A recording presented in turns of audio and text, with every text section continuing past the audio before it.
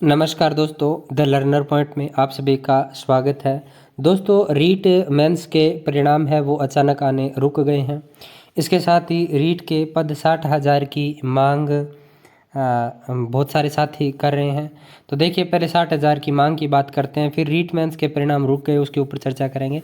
तो देखिए, रीट लेवल 2 के पद 4500 पहले कम कर दिए और बैकलॉग के कारण कुछ पद और कम कर दिए। तो ये बिल्कुल अन्याय वाली बात है। 5 साल में एक भर्ती पूरी हो रही है और लेवल 2 में 2021 में भर्ती रद्द कर दी। अब उनके पद थे, उसी में से पद कम कर दिए। तो ये बिल्कुल अन्याय वाली बात है। रीट लेवल 1 के 2021 में भी पद अच्छे आए, लेवल अब भी अच्छे आए और उनके पद बढ़ाते हैं तो भी कोई दिक्कत नहीं है लेवल 1 के। पर लेवल 2 के पद काटे हैं वो ठीक बात नहीं है।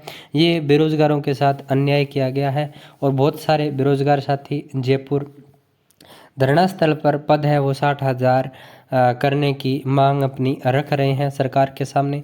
अब सरकार कहाँ तक बेरोज़गारों की मांग सुनती है तो ये तो सरकार के ऊपर डिपेंड है, लेकिन मांग है वो बिल्कुल वाजिब है, मांग गलत नहीं है।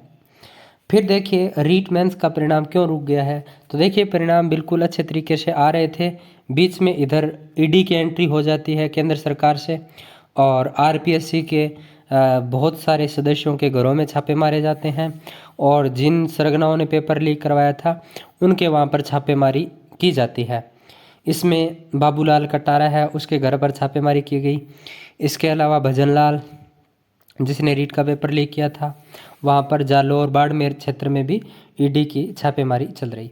और इधर सीएम गहलोत साहब ने कहा कि ईडी के अफसरों को उच्च अधिकारियों से कहना चाहिए, हमें क्यों राजस्थान भेज रहे हो, वहाँ एसीबी मजबूत है। एसीबी यानी यहाँ की एजेंसी है वो मजबूत है। अगर वो एजेंसी मजबूत होती तो कार्रवाई बहुत तीव्र गति से चलनी चाहिए थी, लेकिन ऐसा नहीं हुआ। आरपीएससी सेकंड ग्रेड की भर्ती है उसमें भी धांधली की गई। एसआई की जो भर्ती है उसमें भी धांधली की गई। एसआई की धांधली की यदि बात करें तो वो तो सबके सामने है।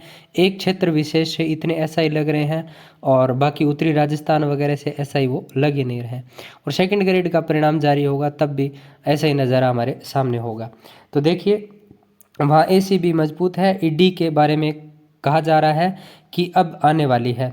हम तो इंतज़ार ही कर रहे थे, उसको लिस्ट दे दी गई है कि देखो इसमें कहाँ कहाँ पहुँच सकते हो। छोटी मोटी गलती हर व्यापारी और उद्योगपति से हो जाती है। अब देखिए, छोटी मोटी गलती हर व्यापारी और उद्योगपति से हो जाती है। भाई क्यों हो जाती है छोटी मोटी गलती किसी व्यापारी और उद्योगपति से? हम जैसे सामान्य नागरिकों से कोई छोटी मोटी गलती ऐसी हो जाए तो दूसरे दिन ही जेल में पहुँच जाए। पर ये सीएम साहब का कहना है, नहीं चाहते हुए भी सिस्टम ऐसा है, गलती हो जाती है, उसमें आप ईडी घुसा दो, इसका क्या मतलब? ये गहलोत साहब का कहना है। तो ये देखिए, आरपीएससी के ऊपर मतलब ईडी का दावा बोला गया और इसमें अन्य एजेंसियां हैं उनके ऊपर भी ईडी को यदि डाउट हुआ तो जांच हो सकती है। तो देखिए, कहीं न कहीं हो सकता है इस वजह से जो रीट मेंस का परिणाम है वो रुक गया हो। मीटिंग वगैरह सुचारू रूप से नहीं चल रही है, अधिकारी वगैरह अपने कामों में व्यस्त होंगे और बाकी बोर्ड को रीट मेंस का परिणाम है वो नहीं रोकना चाहिए। रीट मेंस का परिणाम सुचारू रूप से चलता रहना चाहिए। वो एजेंसियों का काम है, एजेंसी अपना काम करती रहेगी।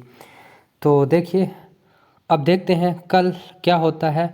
बाकी कल मतलब एक बेरोजगार जो नेता है राधे मीना, उन्होंने बोला कि परिणाम आएगा, लेकिन बाद में उपेंद्र यादव जो है उन्होंने बोला कि परिणाम आज नहीं आएगा। तो कल नहीं आया, आज परिणाम नहीं आया। अब कल देखते हैं क्या होता है, परिणाम आता है या नहीं आता है। तो बाकी वेट सब कर रहे हैं कि जल्दी से जल्दी रीट मेंस का परिणाम है वो जारी किया जाए।